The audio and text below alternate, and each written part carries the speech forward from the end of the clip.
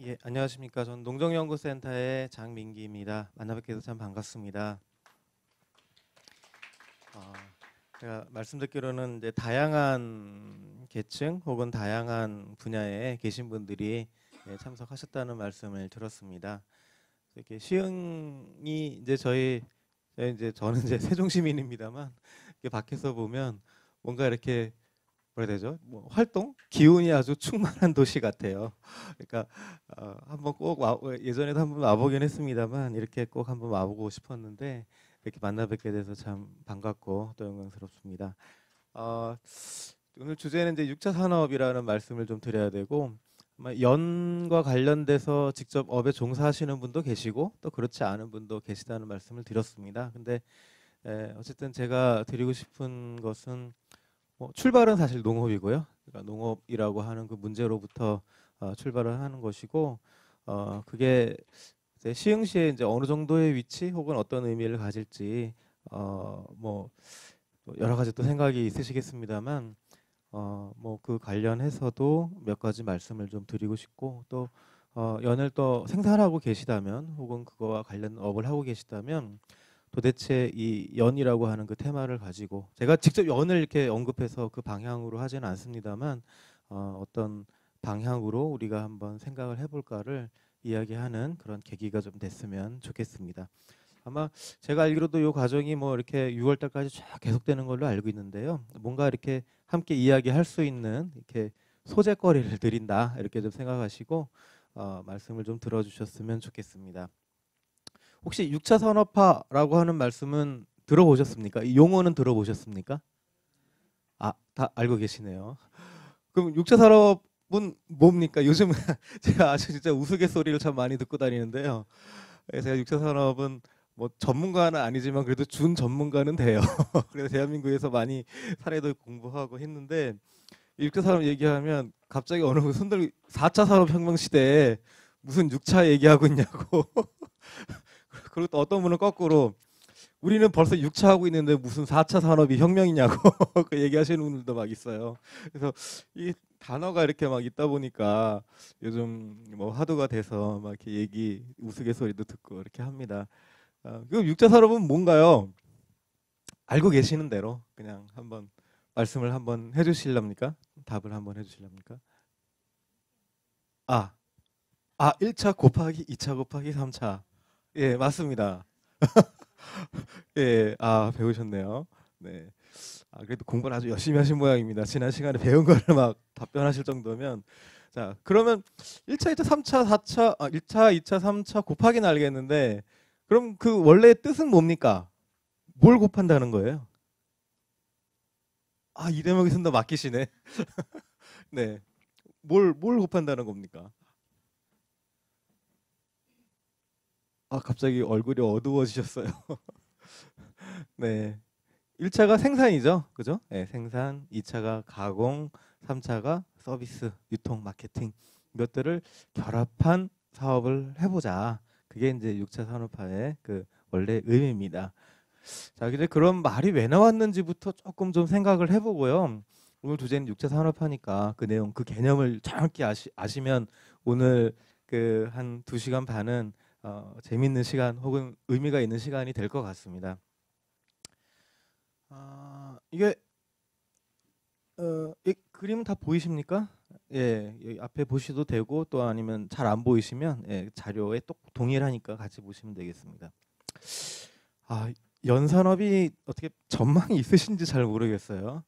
어, 이게 익산에 있는 춘포라고 하는 지역에 예, 청년들이 한아름 영농조합법인을 만들어서 연 생산을 하고 있습니다. 어, 그때 제가 이분들 이제 인터뷰를 쫙 했어요. 그 같이 만나서 얘기도 좀 하고 익산에 대해서 익산 농업발전 계획을 했는데요. 그거 할 때 논에다가 도대체 뭘 심어야 앞으로 가능성이 있겠는가를 탐색하는 과제가 하나 있었습니다. 그러니까 익산이 어, 9만 톤의 쌀이 생산됩니다. 우리나라의 5번째로 쌀을 많이 생산하는 지역인데 완전히 광활한 평야지죠.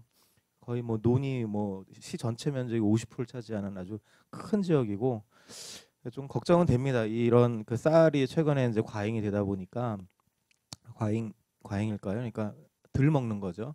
그러다 보니까 뭐 가격도 떨어지고 상당히 좀 고충이 많으신데요. 그 과정에서 그럼 이 논을 그대로 활용하면서도 뭔가 좀 가치 있는 작물을 뭘 한번 해볼까 고민한 것 중에 많이 나오는 것이 바로 요 연인데요. 어, 기존에 없다가 이제 새롭게 시도를 해보는 겁니다. 뭐 한두 분 조금씩 하다가 이게 청년들이 이제 직접 나선 거는 이제 최근의 일이고요. 이분들 같은 경우는 다 승계농들이세요. 그러니까 농사한대 졸업하고 아버지 농사 물려받아서 이제 벼농사도 크게 하는 사람들인데 그 중에 이제 일부분의 땅을 공동으로 같이 이제 연을 생산해서 이제 그 판매해 보겠다라고 해서 지금 준비를 하고 상당히 좀 일도 많이 진척이 됐습니다. 그래서 그 가다 보면 익산 가다 보면 넓은 들판에 갑자기 연밭이 막 한두 개가 딱 보여요. 예, 거기에 이제 이분들이 그런 일들을 하고 있습니다. 제일 어려운 게 뭐냐고 물어봤더니 뭐라고 할까요? 아닙니다. 판매는 일단 둘째 문제. 제일 어려운 게 뭐였을까요? 예, 맞습니다. 캐는 거 이거 도저히 답이 안 나온다. 그 뭐 기계가 있답니다. 뭐 일본 무슨 기계가 있대요. 막 이렇게 수압으로 해갖고 막 이렇게 바닥을 확 뒤집어갖고 하는 그 수압기가 있대요. 근데 이 근방에 그러니까 익산 이 근방에 그 기계가 한 대인가 두 대인가 있대요. 그래갖고 순번이 밀려갖고 도저히 자기들이 그걸 못 쓴다는 거예요. 그래서 직접 막 제작도 해본다고 하고 뭐 별 시도를 다 해봤는데 결론은 잘 안 되는 거예요. 그래서 결국 그 기계를 어떻게 도입을 할까 지금 계속 그 고민하고 있는 상황이고 그 고민은 비슷한 것 같습니다. 제가 예전에 무한도 조사를 한번 간 적이 있는데 무한도 고민이 똑같았습니다. 이거 도대체 어떻게 캐? 그 방식 그때 제가 농업기술센터에서 들은 설명 방식은 아예 논에다가 무슨 그 연을 심기 전부터 이렇게 큰 뭐죠? 이렇게 철제로 해서 바닥을 깔아갖고 그걸 심는 거예요. 그냥 아예 철판을. 그래서 나중에 포크레인은 그냥 확 들어올려 버린대요. 그런 방식도 얘기를 하시더라고요. 그래서 그러니까 이 연이라는 게 아마 그 노동, 그 수학이라고 하는 그 문제가 상당히 어려운 품목인 걸로 그렇게 제가 이해를 하고 있습니다. 그리고 요거는 좀 다른 이야기입니다만 농업농촌의 그 미래, 농업의 어떤 미래에 대해서 우리가 어떻게 볼 것인가를 생각을 해야 되는데 혹시 이름 들어보셨습니까? 여기 부안에 이제 유재움이라는 분인데요. 그 아이콥 생협 혹시 아세요? 관심 있으신 분 혹시 계실지 모르겠습니다. 그 생협의 그 생산재 위원장 활동도 하시고 가끔 가다 이렇게 신문에도 좀 나세요. 그래갖고 무슨 뭐 생협의 생산자 대표를 하고 계시는 그런 분인데 제가 상당히 존경하는 분입니다. 이 강원도 태생인데 부안으로 귀농을 하신 거예요. 근데 제가 존경스럽다고 말씀드리는 건 이게 언론 기사에 난 겁니다. 귀농인 유 씨의 두려움 없는 농사. 이게 그 신문에 난 그 기사인데 제가 이거 누구야 하고 봤더니 아는 분 얼굴이 딱 나오더라고요. 그래서 뭔 두려움이 없는 농사가 뭐야 딱 했더니 결론은 뭐냐면 이 사진 그대로였습니다. 아들을 딱 옆에 앉히고 농사를 지으니까 무엇을 해도 걱정이 없고 두려움이 없는 그런 말씀을 하신 거예요. 그러니까 가만히 보면 농업이라고 하는 부분을 우리가 언제 어떻게 받아들이고 혹은 어떤 생각을 할 것인가가 중요한 내용입니다만 이 제가 이야기를 드린 것은 젊은 청년들이 미래 성장 산업이라고 도전하는 거에 대해서는 저는 좀 달리 생각합니다. 그러니까 뭐 이거는 성장 산업이고 뭐 앞으로 먹거리가 더 중요해진다. 뭐 농부의 뭐 직업의 중요성이 더 커질 것이다. 뭐 AI 시대에 은행원과 변호사가 직업을 잃는 시대가 곧 도래하는데 그 얘기 아시죠? 네. 시티은행이 지점을 100개를 폐쇄한다는 얘기 들으셨습니까? 필요 없는 거죠 이제. 은행원이 앞에 앉아서 뭐 이렇게 대면해서 상대할 필요가 없는 시대가 오고 있는데 뭐 그 과정에서 농부가 정말로 중요한 직업이 될 것이다라고 생각하고 도전하는 거에 대해서는 좀 반대입니다. 왜냐하면 농업이라는 것이 이 작업서부터 그런 모든 여건들이 녹록지 않기 때문에 도전해야 하는 영역은 맞지만 그냥 하기만 하면 뭔가 될 것이다 라고 하는 그런 시대는 아니거든요. 그래서 그런 의미는 있지만 청년들이 도전하고 있고 또 경영 승계가 이루어지고 뭔가 먼 미래를 바라볼 수 있는 희망을 주는 그런 부분이다, 그런 영역이다 라고 한번 생각을 해봤습니다. 이게 글이 좀 많은데요. 제가 여러분께 드리고 싶은 말씀은 사실 요 세 가지가 중요한 메시지입니다. 첫 번째는 농업의 경영, 그러니까 농가의 발전 혹은 농업의 발전이라고 하는 부분을 저는 어떻게 생각하냐면 융합이라고 생각합니다. 제가 뭐 무슨 기술의 뭐 융복합 뭐 이런 걸 드리는 말씀이 아니라 제가 이제 쭉 이제 사례들을 말씀드릴 텐데요. 기본적으로 농업의 발전이 그런 것 같아요. 그냥 소위 예전에 우리가 머릿속에 딱 갖고 있는 개념은 뭐냐면 아주 이렇게 그 건장한 농부가 장화를 신고 체크무늬 셔츠를 입고 딱 팔짱 끼고 이따만한 바퀴가 내 키보다 더 큰 트랙터 앞에서 허허허 웃고 있는 모습을 다들 상상을 하시거든요. 과연 그게 우리가 생각하는 농업의 미래일까? 혹은 그런 모습으로 갈까? 뭐 쌀은 이제 그렇게 됐습니다만 뭐 수십 헥타를 생산을 하고 거대한 유리 온실에서 인력과 뭐 외국인 혹은 직원을 두고 기업처럼 토마토를 따내는 그게 우리가 상상하는 농업의 미래일까? 혹은 그런 모습으로 갈까? 제가 아무리 들여다봐도요. 그런 거는 극히 일부분이고요. 대부분은 융합입니다. 다 결합되는 게 농업의 아주 중요한 특성인 것 같아요. 그게 이제 제가 드려야 할 첫 번째 말씀이고 두 번째는 6차 산업화라고 하니까 보통 생각하시기를 아까 제가 말씀드린 그 공식입니다. 생산, 유통, 생산, 가공, 뭐 유통 서비스 이렇게 해서 딱 고정관념처럼 그게 박혀 있어요. 그래서 6차 산업화 하면은 농가 레스토랑, 그리고 뭐 특산품의 가공, 그것도 이제 큰 가공은 아니죠. 작은 가공 이런 거. 그리고 뭐 또 직매장 이런 것을 6차 산업화라고 생각을 하시거든요. 맞습니다. 그게 중요한 6차 산업화의 영역이지만 그거 말고도 우리가 할 수 있는 영역이 훨씬 더 많다. 그 말씀을 좀 드리고 싶습니다. 그러니까 제가 이게 농업으로부터 출발하는 거지만 이 농업 경영이라고 하는 것이요. 그냥 단순하게 뭐 지금 말씀드린 이렇게 연결되는 그런 요소들만이 있는 것이 아니라 우리가 상상력을 발휘하고 또 우리가 이미 하고 있는 것들을 잘 발굴만 해도 훨씬 더 많은 부분에서 6차 산업화라고 하는 관점으로 접근할 수 있다. 이렇게 생각을 합니다. 뭐 사례 뒤에 계속 나옵니다만 하나만 말씀드리면 고령의 계실마을이 유명한데요. 농촌 체험마을로 아주 유명합니다. 뭘로 유명할까요? 혹시 들어보셨나요? 안 들어보셨습니까? 좀 너무 멀어서 고령이 그 가야국 그 경남에 있는 거기잖아요. 거기 유명한 게 교장 선생님이 와서 효도 교육을 시켜주는 걸로 유명해요. 네. 그러니까 그게 농촌의 사업이라고 저는 생각합니다. 네. 그러니까 은퇴하신 교장 선생님이 효도 교육 시키고 그 아이들 불러다가 정신 교육 시키는 거예요. 물론 그 뭐 한옥이라든가 여러 가지 그런 요소들도 있지만 그런 교육으로 아주 유명한 그 마을입니다. 그러니까 그 우리 상상력인데요.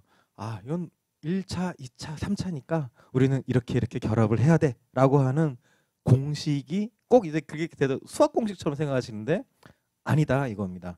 여러 가지 것들을 결합해서 활용하는 거 그것이 바로 6차 산업화다. 우리 상상력을 발휘할 영역이 바로 여기 있다라고 하는 말씀을 드리고 싶고 마지막으로는 이 농정인데요. 지금 6차 산업화가 이 박근혜 정부의 중요한 그 농정으로 등장을 했었습니다. 지금도 뭐 중요한 농정으로 생각하고 있어요. 갑자기 이제 4차 산업혁명이 좀 밀려나긴 했습니다만 아주 중요한 정책 영역입니다. 이게 아마 그런 것 같습니다. 이제 배려 농정이라는 말이 나오고, 그러니까 기존에 이제 전업농 중심 혹은 규모가 큰 농가들을 많이 키우겠다라고 하는 이제 그런 정책이 일관된 방식이었다면 지금 아마 그 농업 분야에 종사하지 않으시면 조금 생소하실 수도 있습니다. 그 농림축산식품부의 주무 부서가 농촌정책과입니다. 이해가 되세요? 그러니까 그 이전에는 농업정책과가 주무과였어요. 그러니까 모든 기획 모든 것들을 다 총괄해서 정리하는 주관 팀이 있잖아요. 어느 조직에 보면 그 팀이 농업정책과에서 농촌정책과 농촌정책국으로 그게 바뀌었습니다. 무슨 의미를 가집니까? 이제 국가가 혹은 이 사회가 농업을 바라보는 시야가 바뀐 거죠. 그죠? 쌀을 더 많이 생산해. 배, 뭐 사과, 배추 이런 건 여전히 중요하지만 그것보다 우선순위에 농촌이라고 하는 문제를 더 고민하고 있다. 아직 완전히 그렇게 전환되지는 않았습니다. 하지만 그런 신호가 이미 박근혜 정부에서부터 있고요. 그 중요한 뭐 창조경제라고 하는 뭐 그런 여러 가지 정부의 모토가 있다 보니까 육체산업화가 그거하고 딱 맞아 떨어지게 융합이라는 말이 들어가고 막 그러다 보니까 이걸 중시했습니다만 앞으로도 더욱더 이런 그 농촌의 개념 그리고 다양한 사업과의 결합, 지역의 발전 뭐 이런 관점으로 보면 앞으로도 중요한 과제로 생각을 해야 됩니다. 용어는 바뀔 수도 있습니다. 뭐 지금도 육차 산업화는 그냥 우리가 쓰는 말이고요. 정식 명칭은 융복합 산업화죠. 농촌 융복합 산업화. 뭐 이런 용어로 쓰고 있습니다. 그러니까 육차 산업화 용어는 달라질 수 있습니다만 아마 지속적으로 우리가 관심을 가져야 하는 그런 영역으로 봅니다. 이제 요거를 설명드리면 똑같은 얘기가 계속 반복돼서 하나 더 사례를 조금 말씀드리고 다시 앞으로 좀 돌아가 보도록 그렇게 하겠습니다. 여기가 6차 산업이라고 하는 말의 원조입니다. 오이타현의 오야마 농협 히타시라고 나오는데 요거는 이 오야마 정이었는데요. 그게 막 여러 시정촌이 막 합병이 돼서 지역의 작은 지자체들이 합병이 돼서 히타시가 됐습니다. 그래서 그 아마 지금 찾아보시면 자료가 조금 다를 수도 있습니다. 그 히타시 오야마 농협인데요. 들어보셨나요? 혹시 지난 시간에 말씀은 안 하셨죠? 네, 육자 산업화라는 단어가 만들어진 그 본고장입니다. 네, 요 단어는 사실 일본의 동경대 교수가 이마무라라고 하는 분이 만든 그 용어입니다. 90년대 한 중반 정도에 만들어진 용어입니다만 실제로 이 농협이 지금과 같은 사업을 시작한 거는 60년대예요. 60년대. 어떤 걸 했냐면 뭐 여기 뭐 안에 홈페이지 들어가서 지금도 한번 살펴보시면 홈페이지에 막 여러 가지 뭐 정신서부터 해서 역사를 쫙 정리를 해놨는데요.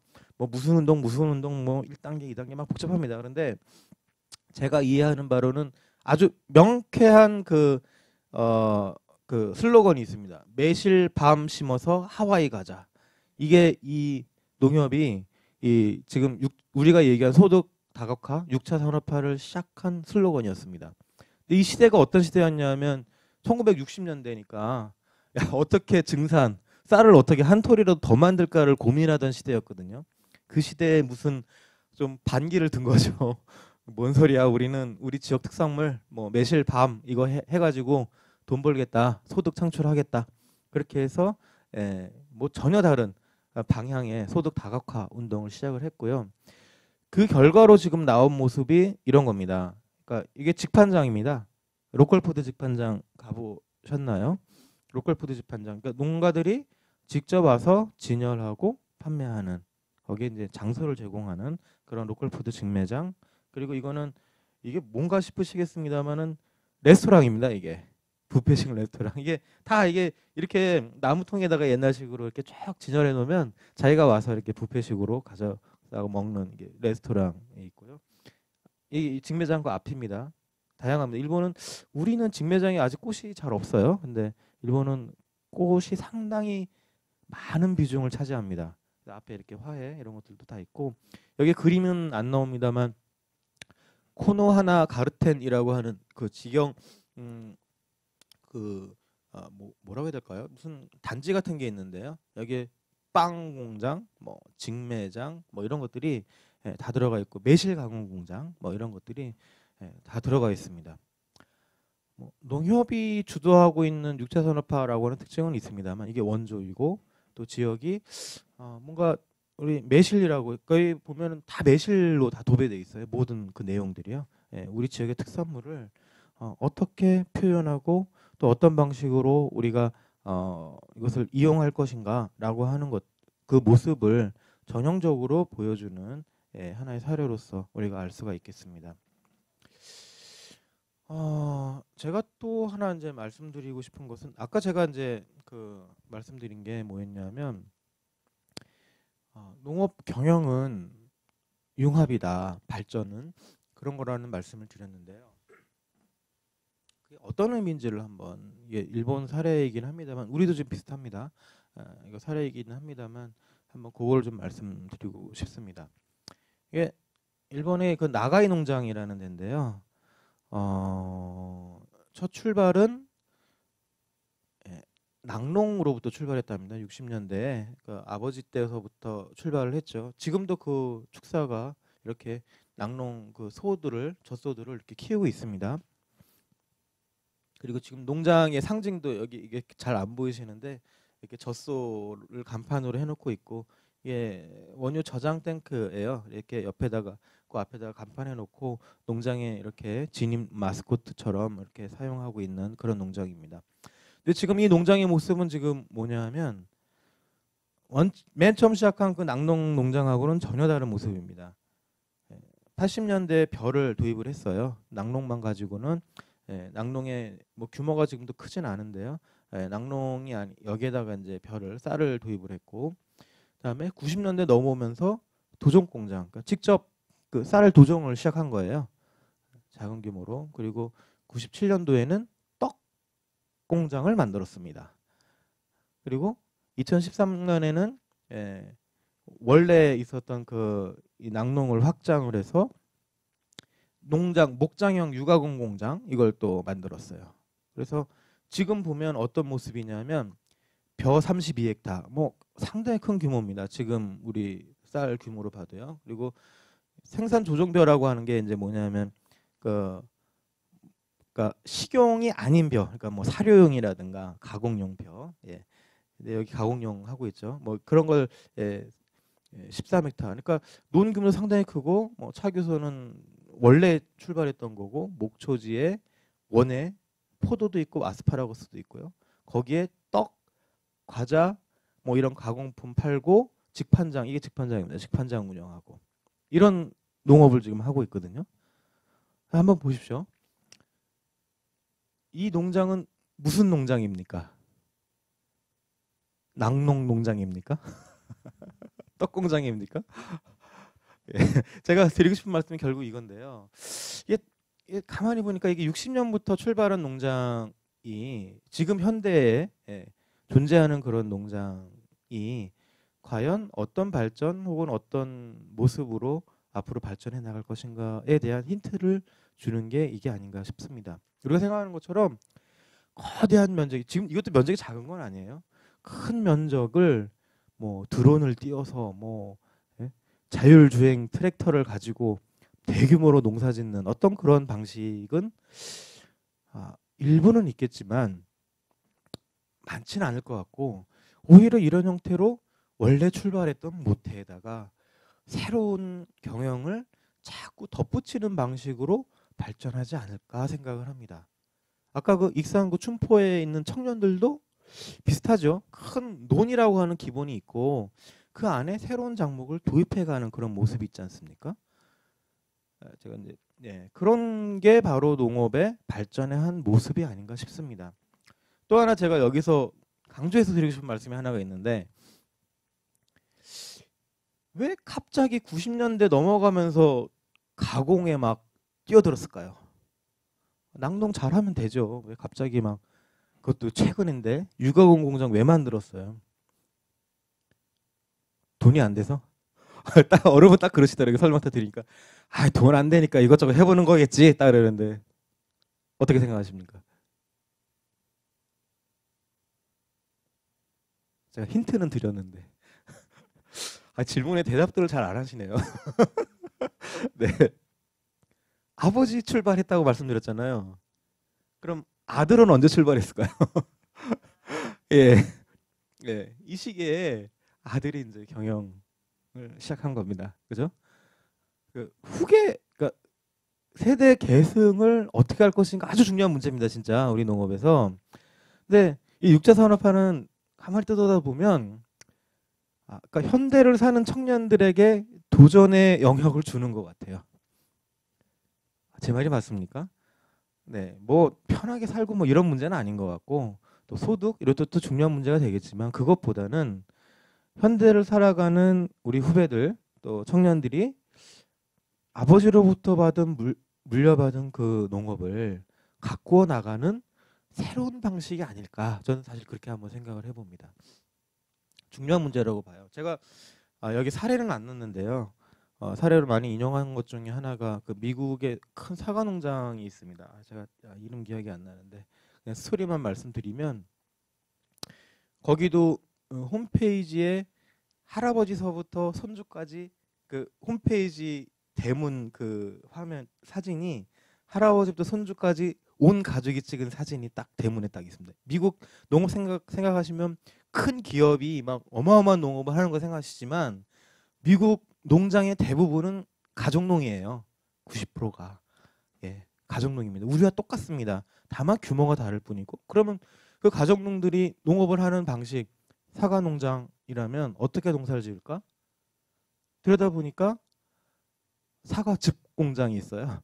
우리랑 좀 상황이 다르니까 지금 잘 들으십시오. 그러니까 사과를 가지고 즙으로 만들어서 내는 거 있고 판매는 파머스 마켓, 예. 노변 직판장에 가서 팔아요. 그리고 꾸러미가 있어요. 꾸러미 뭔지 아시죠? 예, 꾸러미가 있어요. 그리고 때때로 학교 학생들이 와서 하는 체험 활동이 있어요. 그게 농장을 하는 방식입니다. 농업입니까? 아닌가요? 그럼 뭐예요? 6차 산업입니까? 예, 6차 산업이고 저는 그것도 다 농업이라고 봅니다. 생각합니다. 또 그래야 한다고 보거든요. 자, 그러니까 이 농업 혹은 농장이 발전해 나가는 방식이 바로 이러한 모습들이다라고 하는 것을 말씀을 좀 드리겠습니다. 앞으로 조금 다시 되돌아가겠습니다. 제가 왜 이런 말씀 드렸는지 좀 이해가 좀 되시나요? 예, 그러니까 6차 산업화라고 하는 것이 그냥 뭐 1 곱하기 2 곱하기 3 이렇게 금방 이해를 하시고 그 이면에 담겨 있는 여러 가지 뜻들, 의미들 이런 것들을 한 번 더 이렇게 생각을 해보셨으면 좋겠습니다. 근데 약간 좀 현실적인 말씀을 좀 드리면 수세적인 면이 있어요. 그러니까 농업의 어떤 그 현재 상황 이런 것을 어떻게 극복할 것인가에 대한 고민이 사실 있고요. 그거는 이제 이렇습니다. 그 기본적인 그 우리나라 정책도 그렇고요.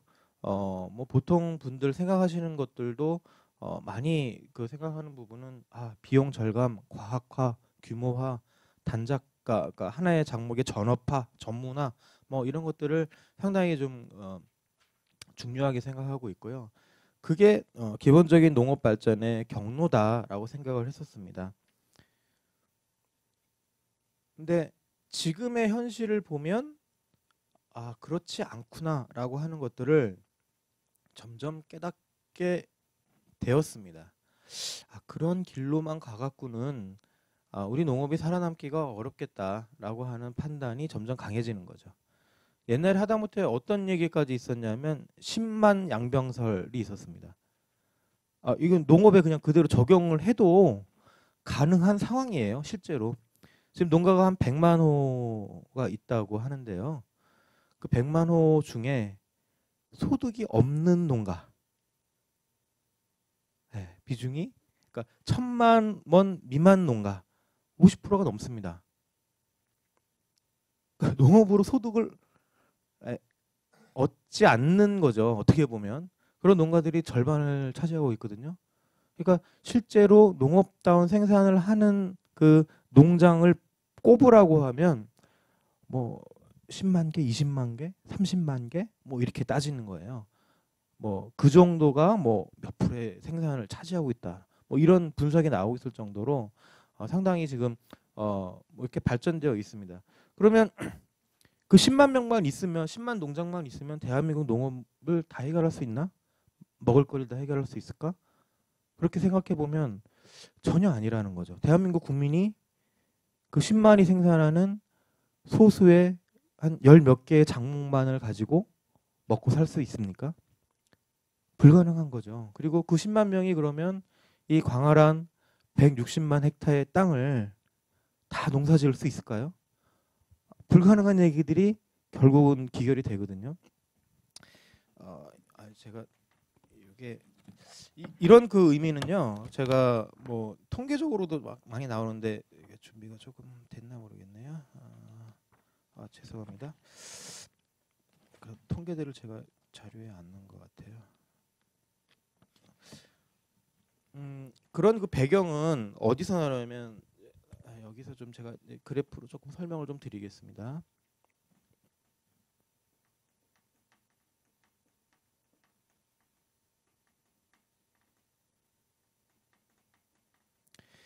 자, 우리나라 농업은 어떻게 발전해 왔을까요? 그래프를 한번 그리면 이게 생산액을 기준으로 어떻게 발전해 왔을까요? 이렇게 갔을까요?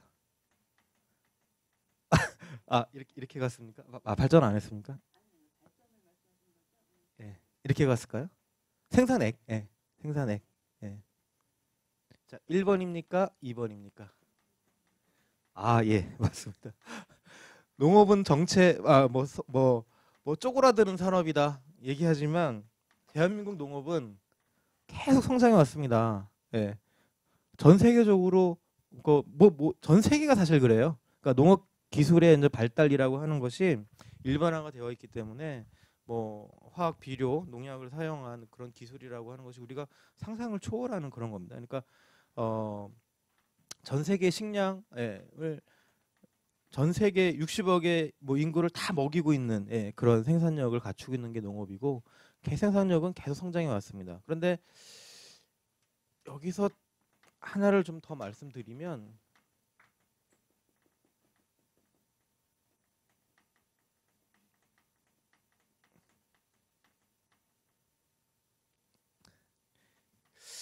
이게 한국 농업의 모습이거든요. 특이하죠. 네. 이거는 뭐 제가 그냥 임의로 드리는 말씀이 아니라 저희가 이제 연구센터에서 55년도 이게 55년이라는 게 우리가 통계로 잡을 수 있는 최초의 연도입니다. 근대적인 그부터 60년, 70년을 쭉 분석을 해본 결과인데요. 그러니까 이런 거는 그냥 이렇게 우리가 화폐로 막 얘기하는 거하고는 좀 다릅니다. 이거는 다시 환산을 하고 절대 금액으로 다시 환산을 한 결과인데 이렇게 나옵니다. 이게 왜 이런 현상이 나타났을까요? 여러 가지 이유가 있습니다만 제가 지목하는 딱 하나의 이유는 뭐냐면 95년이 어떤 해인지 혹시 기억나세요? 아니면 조금 더 빨리 93년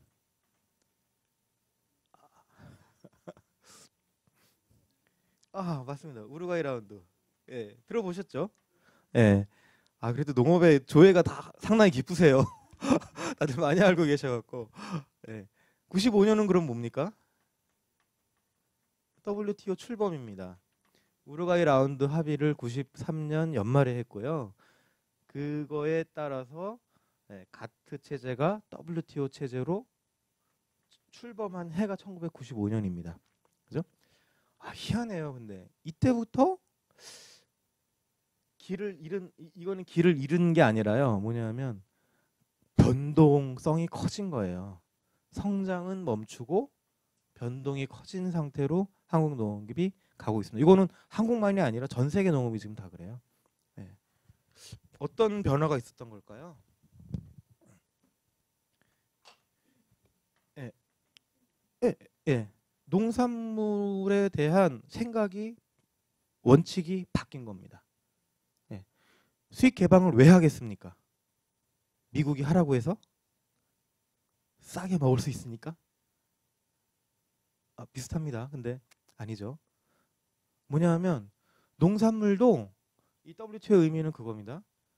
그냥 상품이 된 거예요. 먹거리가 아닌 거야. 그러니까 생존의 기반이 되는 아주 이거는 별도로 취급해야 되는 무엇인가가 아니라 그냥 상품이 된 겁니다. 돈 주고 사면 되는 거. 예. 그래서 교역이라고 하는 것이 열린 것이고 또 이때의 의미가 또 뭐냐면 이게 상품이 아니니까 상품이니까 왜 그 산업에 대해서 국가가 보조를 해줘야 돼? 하지 마. 이게 원칙이에요. 우리가 삼성전자 반도체 잘 만든다고 보조금 줍니까? 우리 국가의 핵심이니까 당신들 잘 하세요 해서 막 세금을 막 14조 원씩 넣어주나요? 안 하거든요. 네, 농업이니까 하는 거예요. 특별하기 때문에. 근데 이 WTO에서 어떤 원칙을 정한 거냐면 계산 방식 복잡합니다만 현재 국가가 보조하는 수준 이상으로 더 이상 보조를 늘리지 않는다. 없앨 수는 없으니까 늘리지 않는다 원칙을 딱 정한 겁니다. 그죠? 그래서 보조금을 뭐 이렇게 막 얘기하다 보면 신문에 보면 뭐 WTO 위배가 된다는 둥 뭐 이런 얘기 막 나오는 게 그런 뜻입니다. 그때 정한 금액이 있고요. 넘어설 수가 없습니다. 이게 국제적인 원칙으로 된 거예요. 자, 이제 무슨 말씀을 드리냐면 지금 이런 상황에서 10만 명의 농업인을 양성하면 농업이 발전하고 혹은 농업이 우리 사회에 필요한 역할을 다 할 수 있을까? 그런 상황이 아니라는 거죠. 정체되어 있고 또 뭐 여러 가지 또 우리가 상황들 고려를 할 수 있겠지만 농업의 발전이라는 것에 대해서 우리가 다시 생각해야 되고 다른 전략, 다른 방향에 대해서 적극적으로 모색해야 하는 시대에 우리가 살고 있는 것이고 그런 면에서 이제 이렇게 써놨습니다.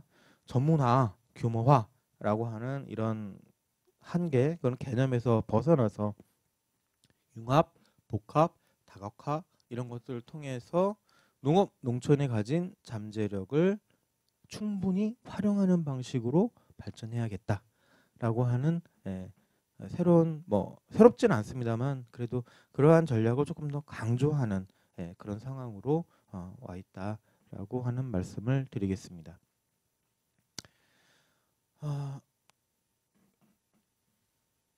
지금 제가 드린 이 육체 산업화는요, 그러니까 그 이전에는 복합화라고 하는 말로도 쓰였고 다각화라는 말로도 쓰입니다. 복합화는 어떤 거죠? 여러 작목을 결합해서 하는 거. 다각화는 농업에 더해서 가공이라든가 사실 농촌에 보면 그런 거 많죠. 한우 키우시는 분이 정육점도 하고 식당도 하고 이런 아주 일반적인 현상입니다. 그리고 농가가 경치 좋은데 운이 좋아서 경치 좋은데 자리 잡고 있으면 민박도 하시잖아요. 그죠? 그러니까 우리가 육자산업화라고 이름만 붙였을 뿐이지 떡공장도 하고 다 우리 농촌에서는 자연스럽게 해왔던 일인 겁니다. 그죠? 다만 그거를 우리가 이름을 좀 붙여서 조금 더 전략적으로 적극적으로 해보자라고 하는 그런 의미가 있는 것이고요. 그리고 이게 제가 여러 가지 많은 것들 써놨지만 뭐냐면 순환 제가 이게 농업의 농촌의 자원의 순환이라는 말을 썼지만 궁극적으로는 이제 지역 경제 순환까지도 우리가 이야기를 해야 하는 그런 걸로 생각을 합니다. 전에 임용수 박사님 설명하셨을지 모르겠습니다만 우리가 농촌의 가치를 어떻게 볼 거냐, 그냥 단지 먹는 것만 둘 거냐 아니라는 거죠. 우리가 보고 체험하고 즐기고 하는 그런 모든 요소들이 바로 이 농업 안에 있고 농촌 안에 있고 그런 것들이 잘 활용될 수 있는 방식으로 우리가 생각을 넓혀야겠다는 것입니다.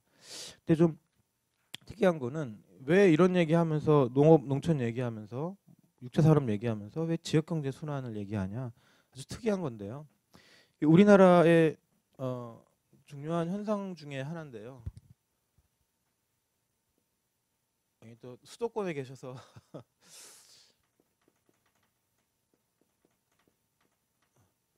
왜 지역 순환이라는 걸 중요하게 말씀드리냐면, 대한민국에서 나오는 거의 한 30%가 될까요? 50%가 될까요? 농산물들은 일단 서울에 모입니다. 다시 내려갑니다.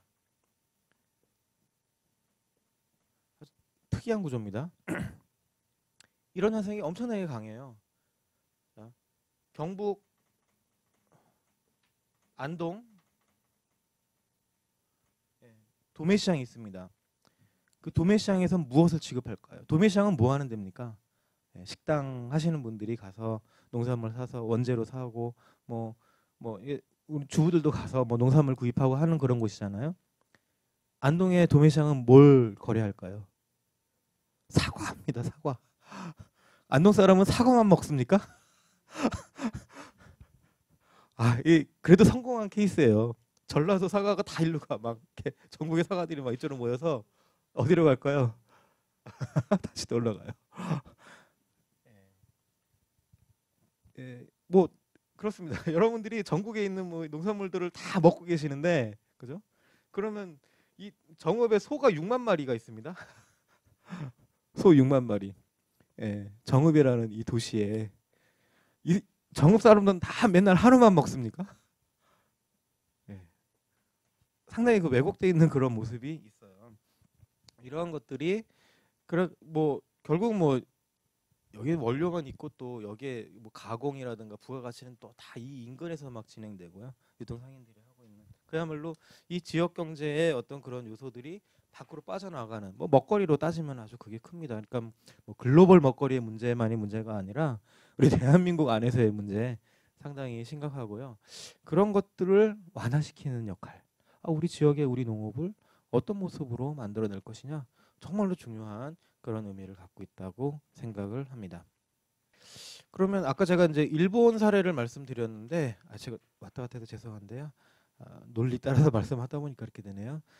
그럼 대한민국, 아까 제가 말씀드린 그 10만 양병설의 어떻게 보면 대표자일 수도 있는데, 대한민국의 그럼 큰 농장은 도대체 농업을 어떻게 하고 있을까?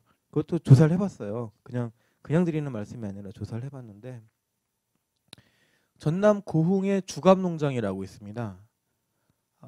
민간이 간척을 했습니다. 그러니까 그 옛날 60년대에는 민간이 이제 그 허가를 받아서 직접 간척을 한 그런 케이스들이 있더라고요. 그래서 지금 현재 이 지구가 막 두 가지로 나눠져 있지만 200헥타의 부지를 갖고 있습니다. 200헥타 상상이 좀 되실까요? 막 어마어마한, 우리나라 평균이 1.5헥타니까, 그죠? 200배 지금 농장을 지금 하고 계시는 거예요. 근데 그 안에다가 벼를 130헥타를 경작을 합니다. 이렇게 생각하면 아까 제가 말씀드린 게 맞죠. 딱 체크무늬 딱 하고 큰 트랙터 앞에 딱 서서 웃음 짓는 농부의 모습이 떠올라야 되죠. 근데 이 농장의 경영을 들여다보면, 지금 기업입니다. 주식회사로 되어 있습니다만, 경영을 들여다보면 아까 나가이 농장하고 비슷해요. 도전 공장이 있습니다. 한우가 있어요. 1600도. 암소서부터 숫소까지 내다 팔 것까지 다 소를 키우고 계세요. 떡 공장이 있습니다. 그리고 여기는 안 나오는데 농기계 회사가 있어요. 그 주감기계라고 하는 그 기가 있는데, 뭐냐면 친환경 포트 기계를 만드는, 그러니까 수입하고 만들어서 파는 회사. 친환경 농업 하시는 분들은 이 회사를 아시더라고요. 토목회사도 있어요. 왜 있을까요? 원래 출발을 토목회사로 했어요. 간척해야 되니까. 그리고 지금도 농수로 정비하는 거 있지 않습니까? 이렇게 농로 이렇게 그 주변에 이렇게 수로 이런 거 만들고 하는, 콘크리트하고 하는 그 회사도 갖고 있어요. 이 농장은 도대체 무슨 농장입니까? 종합이잖아요, 그죠? 1차 산업 말씀드린 겁니다. 그러니까 이 네, 뭐 제가 이렇게 뭐 저의 하나의 또 생각일 수도 있습니다. 뭐 다양한 의견들이 있기 때문에. 하지만 제가 여러 가지 의문을 가지고 이렇게 농장들을 들여다보면 이 방식이 맞는가 보다. 이게 유기농인데 실질적인 유기농인데 여기 가서 조사 갔을 때 뭐라고 그러시냐면 우리 농장에선 나가는 것만 있고 들어오는 건 아무것도 없다. 무슨 의미인지 아세요? 네. 순환? 네. 제가 그냥 드리는 말씀이 아니라 이 농업이 잘 되면 진짜 이걸 지역으로까지 확장하면 이런 모습 되겠구나 생각하는 거예요. 소 키워서 여기서 나온 퇴비로 벼를 키우고 벼에서 나온 볏짚으로 소를 또 먹이는 거예요.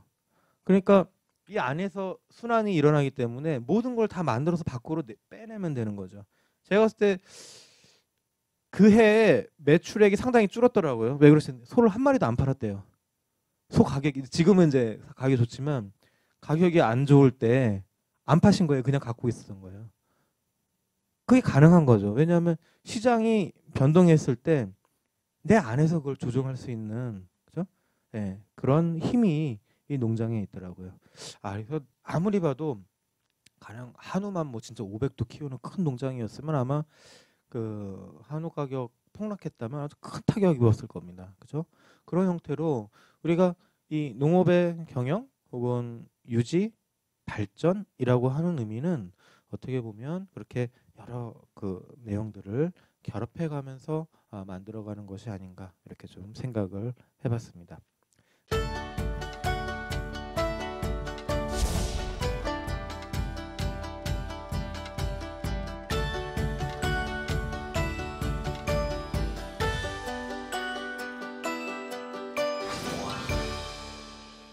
대한민국이 참 위험한 국가라고 저는 생각하는데요.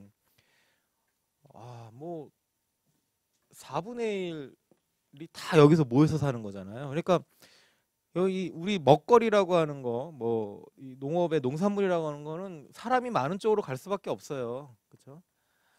인구 제가 이제 장수 전북 쪽에 일을 많이 해서 장수 인구가 23,000명입니다. 예. 이분들이 1년에 사과를 뭐 300억, 뭐 600억 뭐 이렇게 만들어낸다고 하면 안에서 다 못 먹어요. 그죠? 거의 90%, 99%다 나가야 되는 거예요. 그리고 이게 어떤 상황이냐면 장수 사과는 홍로, 홍월 아시죠? 예, 이게 제수용으로 반짝반짝 예쁜 거, 모양도 예쁜 거 딱 설날도 이건 지금 못해요. 추석에만 한 보름 사이에 다 팔아내야 되는 거예요. 어마어마한 거를 하고 있는 겁니다. 이게 지금 농업의 한 구조의 그 모습이에요. 말씀하신 대로 또 뭐 가공도 마찬가지고요. 이 많은 내용들이 그죠? 많은 내용들이 이 수도권 대기업 뭐 이런 중심으로 갑니다. 그러니까 제가 최근에 조사 갔던 데가 해남의 녹색유통이라고 있습니다. 아시는지 모르겠는데요. 어떤 분들이냐면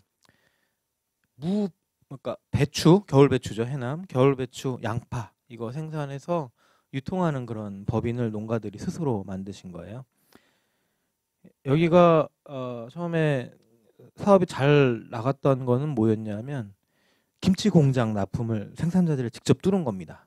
그래서 뭐 김치 공장 지금은 이제 김치 공장이 일반화됐지만 초기 단계에 그런 그 원료 조달을 도매 시장에서 할 것이냐 뭐 이제 기본적으로 도매 시장에서 다 하고 생산자들과의 직거래를 통해서 좀 이렇게 안정성을 찾겠다라고 해서 생산자 거래들을 시작하는 뭐 할까 말까 뭐 시도하고 있던 그런 시대였는데 그 시대에 이제 생산자들이 딱 뭉쳐서 배추 계약 납품 이런 것들을 이제 김치 공장하고 하는 아주 그런 모범 사례를 만들어낸 조직입니다.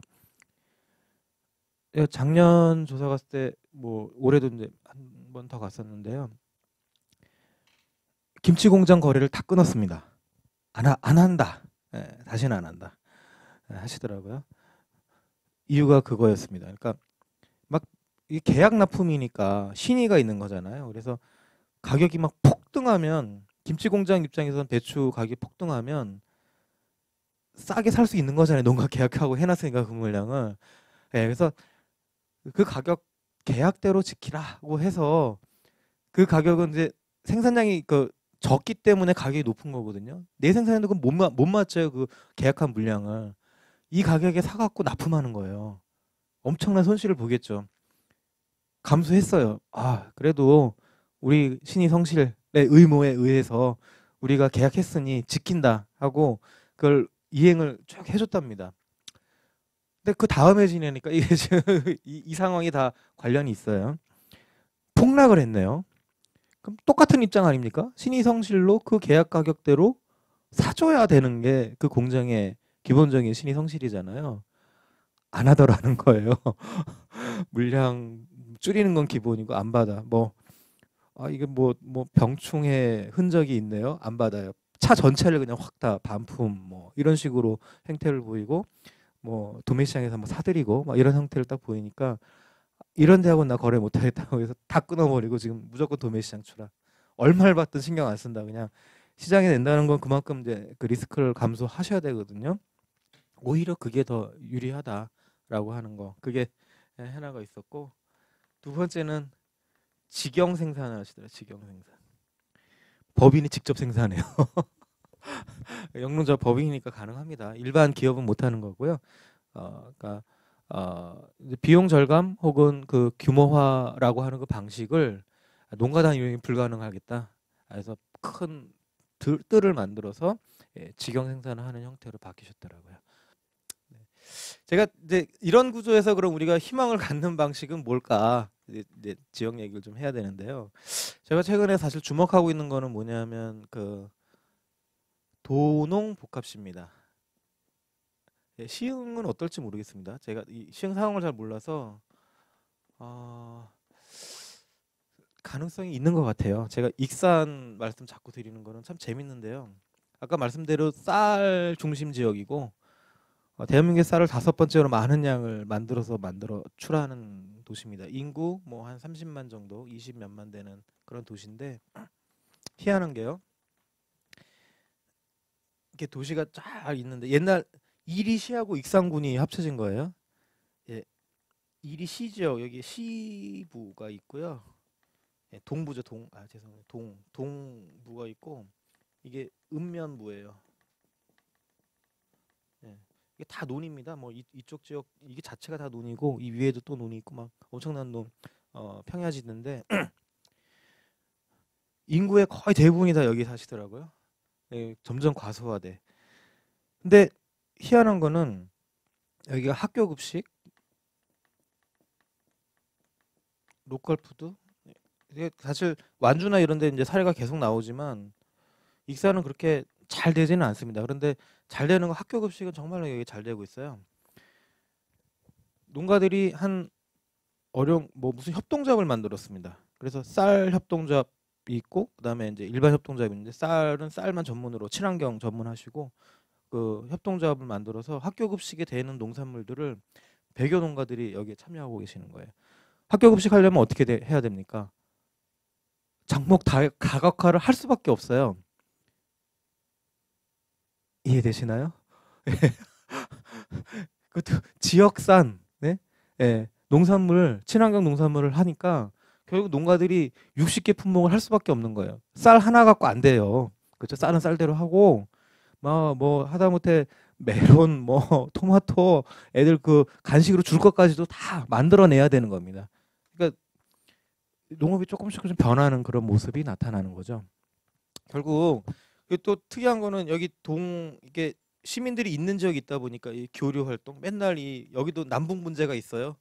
이거를 해결하는 중요한 요소가 이 로컬 푸드.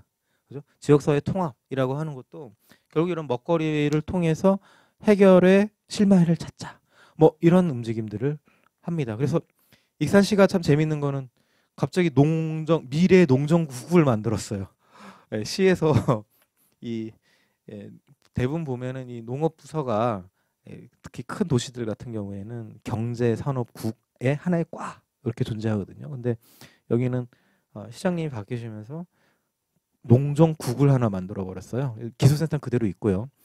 그래서 상당히 좀 적극적으로 뭐 이런 농업에 대한 같이 워낙 농업이 많기도 하지만 그것들을 현재 쌀이라고 하는 단작으로 돼 있는 것들을 어떻게 다양화하고 우리가 스스로 지역에서 먹을 것인가 이런 거 고민합니다. 이게 지역 순환이고 그런 단초들이 많이 만들어질 수 있을 겁니다. 아마 계속 얘기 사례가 계속 나오던데요. 완주의 특성은 전주시를 둘러싸고 있는 군이거든요. 섬처럼 전주시가 있어요.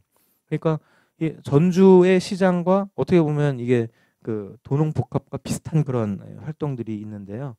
이런 면에서 우리가 이런 대기업 혹은 수도권 중심의 어떤 구조를 이렇게 지역의 구조로 좀 이렇게 바꿀 수 있는 실마리들을 지금 만들어가고 있는 것은 아닌가 생각을 합니다.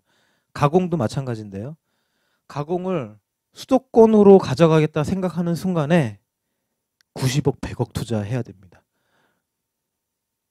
대기업 유통망 들어가기가 진짜 어렵고요. 대리점, 보통 술 하시는 분들 대리점 유통할 수밖에 없는데요. 너무나 불안하죠. 내 손을 떠나는 유통을 할 수밖에 없으니까 방식은 어떻습니까? 한 5, 6억 투자해서 우리가 먹을 걸 만드는 방식으로 바꿔야 되는 거 아닌가 하는 생각도 있어요. 그러니까 좀 개념이 좀 다르죠. 그러니까 큰 사업을 본때 있게 하는 구조가 아니라 그거는 이런 방식이고 우리 지역에 맞는 정도의 농산물 우리가 스스로 먹을 수 있는 것들을 만들어서 우리 스스로 먹자, 팔자 뭐 이런 관점으로 바뀌면 뭐 지역 순환이라고 하는 거 경제의 어떤 지역 경제라고 하는 거 이런 것들의 가능성들을 조금 더 만들어낼 수 있지 않을까 이렇게 생각을 해봅니다. 이 얘기를 좀 더 지속을 좀 해보면 이렇습니다. 제가 이제 사례로 추가로 좀 더 말씀드려야 될 것은 이건데요. 그 6차 산업의 그 상상력을 발휘하자라고 하는 말씀이 이제 여기에 들어가 있습니다. 여기도 의외로 최근에는 또 많이 또 견학 가시더라고요. 코코팜 와이너리라고. 혹시 가보신 분 계세요 혹시? 안 계시는군요. 이게 소위 농업과 복지의 융합입니다. 출발은 복지로 출발했어요. 그러니까 장애인 기숙학교가 모태고요.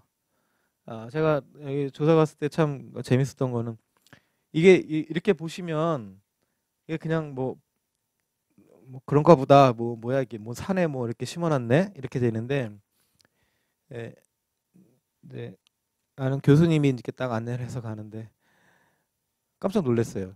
딱 그 이제 평지가 쫙 펼쳐져 있는데 갑자기 산 하나가 불뚝 서 있어요. 그리고 이게 경사인데 거의 뭐 한 3, 40도 되는 것 같아요. 엄청나게 높은 그 경사지입니다. 갑자기 포도밭이 빡 하나 눈앞에 딱 나오는 거예요. 이것 때문에 이 포도밭을 만들었다고 합니다. 예, 이 정신지체 장애인들을 학교에 가둬놓는 거죠. 사실은 그죠? 예, 그 운동을 안 하니까 운동을 안 하려고 하고 귀찮아하고 하는데 이 학생들을 어떻게 운동을 하게 할까? 그 고민의 소산이라고 돼 있어요. 좀 모르겠습니다. 제 복지에 대한 관점을 제가 잘 몰라서 이 학생들을 산꼭대기에다 데려다 놓으면 못 내려오게 하려고 써 있더라고요. 그래서 그 포도원을 조성하고 원래 포도가 잘 되는 지역도 아니랍니다. 근데 그 지역에 없던 그런 품목인데도 그냥 필요에 의해서 그러니까 이거는 뭐 포도를 생산하기 위해서 만든 농원이 아니라 그렇게 그 지체 장애인들이 일하고 운동할 수 있는 어떤 그런 공간으로서 이렇게 만들어낸 그런 농원인데 지금 모습은 어떻게 되어 있냐면 이게 다 사람입니다. 뭔가 하셨죠? 추수제를 엽니다. 여기 한번 그 홈페이지에 들어가서 보시면 막 이런 데도 있구나 싶습니다. 사람입니다. 추수제, 그러니까 포도 따는 그 행사를 하는데요. 이 포도밭 밑에다가 쫙 사람들이 이 돗자리 깔고 축제를 여는 거예요. 막 뭐 선착순 막 뭐 해서 이것도 다 입장료 다 있는 거거든요. 그걸 내고 여기 와서 이렇게 축제를 벌입니다. 그리고 요거 뒤에 또 와이너리 공장이 있어요. 예, 뭐 일본 뭐 에이펙 뭐 정상회담 뭐 건배주로 쓰였다는 동 뭐 이제 이런 식으로 상당히 그래도 이 품질도 인정받고 있는 그런 와이너리. 제가 갔을 때는 캐나다인가 어디서 그 여길로 포도주를 배우러 온 사람이 있었어요. 연수를 받으러 오고 막 이런 정도로 상당히 높은 기술력도 갖고 있고, 요거는 레스토랑입니다. 이게 판매장 기념품하고 책을 팝니다. 이 코코로미 학원의 역사를 책으로 만들어 놓은 게 있는데 그 책을 팔고 뭐 이렇게 공예품도 팔고, 예, 여기서 와인도 팔고 차도 팔고 하는 이런 레스토랑도 갖고 있습니다. 농업일까요, 이게? 복지입니까? 뭐. 자, 예, 제가 사실 강조하는 부분은 이제 그러는데 이제 치유농업 뭐 이런 개념들이 농업 분야에 있습니다. 그러니까 농업은, 그러니까 6차 산업은 가공과 농촌 관광이야. 이렇게 고정관념에 빠지지 마시라. 예, 복지, 예, 케어 파밍이라고 유럽에서는 상당히 그런 용어가 많이 나오는데요. 아예 치유가 농장의 상품인 경우도, 네, 있습니다. 그게 또 산업으로 발전해 가고 있습니다. 네, 우리나라에도 그런 시도들이 있습니다. 예, 뭐 두레 농장 이렇게 해서 노령자를 대상으로 하는, 예, 그런 개념도 있고요. 또 정신지체 혹은 뭐 이런 장애인을 대상으로 하는 그런 복지형 농원 이런 것들도 구상들이 되어 있고 또 실행되어 있는 사례들도 많이 있습니다. 그러니까 상상력을 이거 말고도 또 많이 있을 것 같아요. 제가 모르는 그런 사례들 계속 발굴하고 생각해 보려고 노력은 합니다만, 그런 것들을 여러분들이 좀 그런 생각도 하셨으면 좋겠고, 여기는 이것도 이제 일본의 아주 유명한 그 농장입니다. 뭐 나가이 농장과 신푸쿠 농장 6차 산업의 아주 대표 주자로 많이 알려져 있는데요. 이분이 신푸쿠 씨입니다. 아주 인자하게 생기셨는데, 인터뷰 했을 때 아주 재밌더라고요. 그러니까 여러 의미가 있는 농장인데요. 필지가 300개입니다. 80헥타 정도를 고구마나 이런 노지 채소합니다. 이 저기 양배추 뭐 양파 이런 것들 하는데 80헥타 300필지를 경작을 하신대요. 그러면서 지도를 보여주시는데, 보통 우리가 생각하면 전업농 체제라고 하면 하나의 뜰 내지는 그게 아니면 한 두세 개의 뜰에 대단히 농장을 해야 되잖아요. 근데 여기도 그런 대규모 노지 채소 생산 지역인데 300필지가 이 쫙 지도를 보여주는데요. 쫙 흩어져 있어요. 점점이. 저는 우리나라 농업 그렇게 될 거라고 보거든요. 무슨 내용입니까? 이해가 되실까요? 단지화라고 하는 거는 허구일 수 있는 거예요. 땅을 어떻게 모아요? 예. 내 땅이 아닌데 다 임대지인데. 그렇죠? 내가 뭐 선택할 수 있습니까? 옆에 땅 임대 받기 위해서 노력을 할 수는 있지만 나한테 안 와요. 그러니까 어떻게 되냐면 땅이 막 이렇게 흩어지는 거예요. 그 농사를 어떻게 짓겠습니까? 직원 80명을 두고 농사를 짓는데, 예, 여기도 ICT로도 유명한데요. 핸드폰으로, 예, 유기 인증까지 있어요. 이력 추적 어떻게 합니까? 핸드폰으로 다 체크하는 거예요. 오늘의 작업 지시, 뭐 문제 사항 체크하고. 근데 제가 이 농장을 말씀드리는 건 그런 것도 있지만 또 하나의 의미가 있는데, 자, 조사 간 건 왜 갔냐면 농업 노동력 때문인 것 같습니다. 노동력 부족 현상을 어떻게 해결하는가. 그래서 아주 좋은 사례가 있다고 해서 여기 갔어요. 근데 노동력 자회사가 있더라고요. 그래서 처음에는 그럼 그분들을 이렇게 동네 분들 이렇게 모집을 해서 자기 농장이나 아니면 인근 농장에 이런 농작업에 이렇게 파견도 보내고 하는 건가 했거든요. 근데 그 노동력 자회사가 어떤 걸 하냐면 지역에 있는 장애인을 고용합니다. 그래서 이분이 하고 있는 그 농장에 생협 거래를 주로 하는데 가공 공장이 있어요. 예. 그 이렇게 채소 절단해서 신선편의 농산물이라고 하는 거예요. 샐러드 만들고 뭐 하는 거 있지 않습니까? 그 공장이 있는데 거기에 그 장애인들이 와서 일하는 거를 별도의 자회사를 만들어서 운영을 하고, 그 회사는 그 회원제, 그러니까 뭐 신청 받아서 일하고 싶은 사람 신청하고 해서 그분들을 자기 농장에 배치하는 그런 역할을 하는 자회사를 운영하시더라고요. 특이하죠.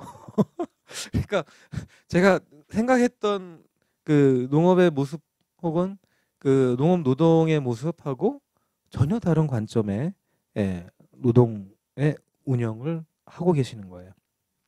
참 재밌습니다. 그러니까 결국은 이 농업 경영 가만히 들여다보면 그런 것 같습니다. 우리가 다양한 상상력을 발휘하고 또 우리 지역 혹은 사회 의미 이런 것들도 적극적으로 이렇게 반영해서 할 수 있는 업이라고 생각을 합니다.